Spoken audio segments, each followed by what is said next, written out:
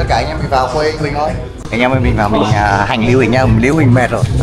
Tầm này mình mới là đến lúc mình vào. Chụp Lưu Huỳnh nặng thế kia mình vào ấy. Em về trong lúc tập phải có tí tiểu xảo em.